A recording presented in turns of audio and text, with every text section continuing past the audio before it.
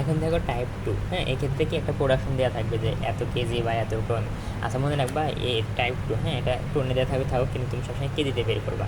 আগেরটা কিন্তু আমরা মানে টাইপ 1 ম্যাথ করছিলাম হলো এলবি, মানে পাউন্ডের সাপেক্ষে, কিন্তু এখন তুমি বের করবা কি, এখন তুমি বের করবা লাগা কেজি সাপেক্ষে। তো যাই হোক, আবারও বলতেছি যে নাম্বার অফ মেশিন, মানে মেশিনের সংখ্যা মানে কি, উপরে থাকবে রিকোয়ার্ড প্রোডাকশন কত যাচ্ছ, আর নিচে হলো তুমি সূত্র থেকে কতটুকু বের করছো। হ্যাঁ, তো দেখো আর 60, এই দেখো আমি বলছি এখন কম, দেখবো প্রশ্নে খেয়াল করবে যে কার্ডেটিয়ান বলছে না কমটিয়ান বলছে।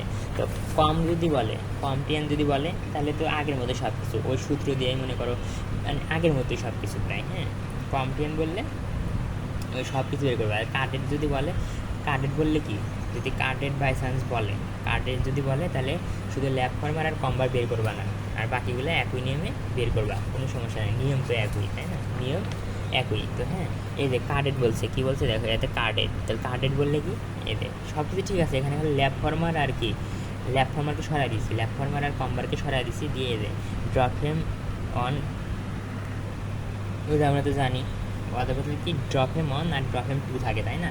ওই না পারলে ওই যে আমি যে স্লাইডেই দিব, খোলসার দিব, ওখানে দেখে নিও যে ড্রপ হেম অন আর ড্রপ হেম 2, এদের দুজনের মাঝখানে তোমার কী থাকে, ল্যাব ফর্মার আর কম্বার থাকে। যাই হোক, যদি কার্ডের বলছে তাহলে এইভাবে করবো, আর কার্ডের যদি না বলতো তাহলে কেমনি করতাম, কার্ডের না করলে কিন্তু এদের এটাই, এদের দেখো খেয়াল করে দেখো, হ্যাঁ, কার্ডের যদি না বলতো, যদি কম বলতো তাহলে কিন্তু আমি এই পুরা এই খোলসারটা ইউজ করতাম।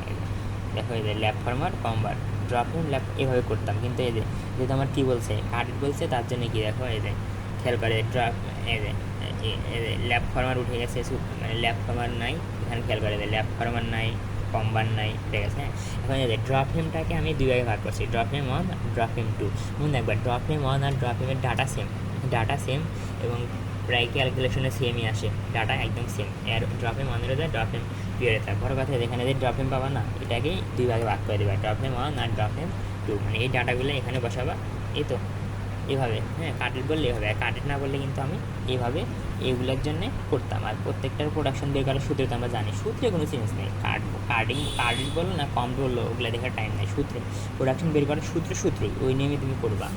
এতে যাই হোক বের করে দিলাম, প্যারামিটার সব একই। আর এদের দেওয়া আছে, এদের এন কাউন্ট কত 32 কেজি, আর প্রোডাকশন টোন আমি বলছি না কেজি হিসাব করবা, তাহলে আমরা জানি কি 1 টন সমান 1000 কেজি, এত কেজি নিলাম। আর তো যাই হোক এদের কত কাউন্ট 32 কাউন্ট, এদের লিখে দিলাম, মানে বলছিলাম না যেটা দেওয়া থাকবে ওটা হলো তোমার কার জন্যে, রবি রিং ফ্রেমের জন্য লিখে দিবা আর কি। হ্যাঁ, প্রথমটার জন্য, মানে যেটা বলে দিবে ওটা প্রথম মেশিনের জন্য, মানে এখানে আর প্রথম মেশিন কি রিং ফ্রেম, এই তো। আর এখানে স্টপেজ কোনো কাজে আসবে না, এই ঘরটা আমি বুঝে দিছি আর কি, তোমরা ঘরটা আঁকাবা না, মানে আমি জাস্ট পিন করে সময় বাঁচানোর জন্য এরকম সিস্টেম করছি। এই তো আশা করি, আর ডাটাগুলো একটু কম বেশি হলে কোনো সমস্যা নেই। দেখো এটা একদম ইজি, এটা একদম মানে খুবই ইজি, মানে আগের মতো এত ভেজাল নাই, আগের মতো এত জোর ঝামেলা নাই, সাধারণ একই নিয়ম বলা চলে। এই স্বাভাবিকভাবে প্রথমে এর ক্ষেত্রে আলাদা, মানে এর টাইপ 2টা একটু ইজি, স্বাভাবিকভাবে প্রোডাকশন বের করলা, কিসে বেরোলো, এলবিতে বেরোলো, কিন্তু তুমি নিবা কি কেজিতে, কী নিবা কেজিতে। তো দেখো এই যে এলবিকে পাউন্ডকে কেজি বানাবা আর আওয়ারকে ডে বানাবা। হ্যাঁ, খেয়াল করো প্রশ্নে কী বলে দিচ্ছে পার ডে, মানে 24 ঘন্টা সাপেক্ষে, ওখানে যদি 8 ঘন্টা বলতো তাহলে তুমি কি 8 ঘন্টার সাপেক্ষে সব কিছু বের করতে, সব কিছু 8 ঘন্টার সাপেক্ষে বের করতে, তাই না। তো এই যে এলবি পাইছে, তাহলে পাউন্ড পাইছে, তার মানে কি আমরা জানি 1 কেজি সমান কি, দেখো এলবি পার আওয়ার, তার মানে কি প্রতি আওয়ারে তুমি কতটুকু পাচ্ছ প্রোডাকশন, এত, তাই না। তো এটা যদি খেয়াল করে যে এত এলবি না, মানে 1 আওয়ারে এত এলবি, তো এটাই মানে তো এটা, তাই না। তো এই জিনিসটাকে আমরা তাহলে কী লিখতে পারি বলো, 14.88 এলবি আওয়ার, মানে কি নিচে আছে কিছু নাই, মানে কি 1 আওয়ার, কিছু নাই মানে 1 আওয়ার, তার মানে তুমি কি পাউন্ডকে এই এলবিটাকে কী বানাবা কেজি। তাহলে মানে 14.88 এলবিকে তুমি কী বানাবা, এলবিকে বানাবো বলে তুমি কেজিতে। তাহলে আমরা জানি কি যে এত এলবি 2 মানে 2.20 এলবি সমান 1 কেজি। ওই কিনিমে করো, তাহলে এদের 2.2 এলবি সমান 1 কেজি, তাহলে 1 সমান কত, আর এদের আশেপাশে 14, কত 14.88 সমান কত, তাহলে এদের তাহলে 14.88 সমান উপরে যাবো 14.88, আর নিচে তো এদের 2.205, এদের হয়ে গেলো, দেখছো এ হয়ে গেলো। হ্যাঁ, আচ্ছা আর 1 আওয়ার এতে 11 জনে করছে। হ্যাঁ, আচ্ছা এটুকু যদি তাই করো তাহলে ক্যালকুলেশন করে তুমি কত পাবা? তুমি পাবো হলো, খেয়াল করো, হ্যাঁ, এই এটা মানে আওয়ারই থাকলো, তার মানে তুমি কি 1 ঘন্টায় পাচ্ছ কত? 1 ঘন্টায় পাচ্ছ হলো 6.74। তাহলে এক দিন মানে কি 24 ঘন্টা, তাহলে 1 ঘন্টা ও কি নিয়ম, 1 ঘন্টায় পাইতে, এর মানে কি 1 ঘন্টায় পাইতেছে এত, তাহলে 24 ঘন্টায় পাবা কি, 24 ঘন্টায় পাবা, এরকম না? তার মানে হয়ে গেল KG by day, KG by day হয়ে গেল, মানে 24 যখন হয় তখন ডে হয়ে গেল। হ্যাঁ, এভাবে তুমি ক্যালকুলেশন করতে পারো, অথবা একবারে শর্টকাটে এটাকে তুমি কি রৈখিক নিয়মে কী বানালা, কেজি বানালা, আর 1 আওয়ার, তাহলে 1 আওয়ার কি, আচ্ছা ওটা তো না, তাই রৈখিক নিয়ম কি, রৈখিক নিয়ম যে 1 ঘন্টায় 500 এত কেজি, তাহলে 24 ঘন্টায় কি গুণন না?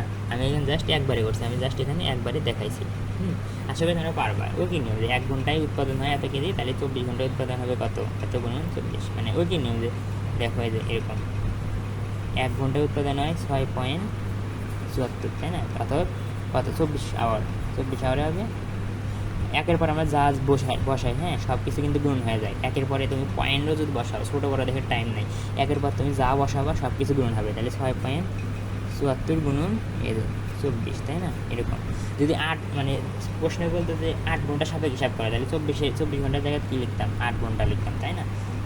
এই তো এই হয়ে গেল। তারপরে number of ring frame, number of ring frame চাচ্ছ কতটুকু, মানে সরি প্রোডাকশন চাচ্ছ হলো, এই দেখো প্রথম ক্ষেত্রে একটু ব্যতিক্রম, এখানে উপরে কত বসাবা, এই যে রিং ফ্রেম প্রথম শুরু করছে না, তুমি তোমার প্রশ্ন কত বলে দিচ্ছে, মানে কত বলে দিচ্ছে যে 12,000 কেজি, মানে ওটা তুমি চাচ্ছ, তাহলে 12,000 কেজি চাচ্ছ, তাই না? 12,000 কেজি, তোমার সূত্র থেকে কত পাইছো, 161 ভাগ করে দিলা, তারপরে এত পাইছো, তারপরে 74, কারণ এখানে কোনো ভেজাল নেই, এখানে লাস্টের মেশিন এমনি পাবা, মানে নাম্বার অফ রিং ফ্রেম, তাহলে যেহেতু 0.30 কম আছে, 74 নিলাম, শেষ। এখন থেকে আগের নিয়মের মতোই রিকোয়ার্ড প্রোডাকশন বের করবা। রিকোয়ার্ড প্রোডাকশন মানে কি, পূর্ববর্তী মেশিনের প্রোডাকশন, এটা নিয়েও না কিন্তু, আবার পূর্ববর্তী মেশিনের প্রোডাকশন বলতে কিন্তু এটা না। হ্যাঁ, প্রশ্নে যেটা দেওয়া ছিল মানে 1200 কি 1200, একটু ব্যতিক্রম টাইপের, এটা ব্যতিক্রম বলতে একটু ভেজাল লাগতে পারে, মনে রাখবো আর কি।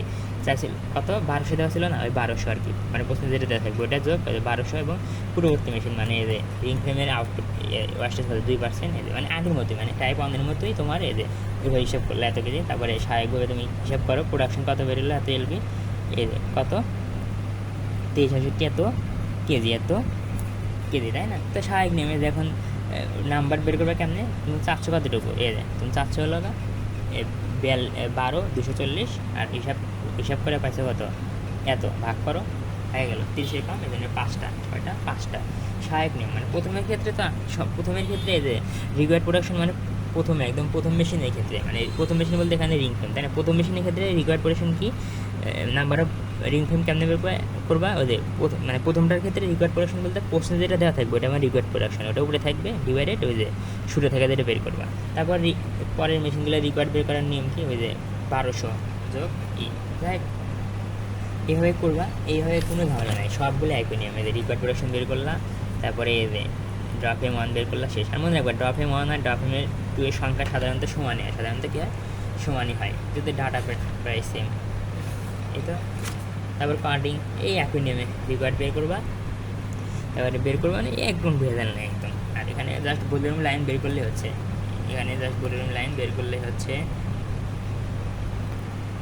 এটা তো আমরা মুখস্থ ভ্যালু, ভলিউম লাইন 2। যাই কীভাবেই গুগলে করে দেওয়া আছে, আশা করি মোটামুটি তোমরা পারবা। এখানে স্কেচার দেখাই নাই, এইভাবে করে নিও। তারপরে এটা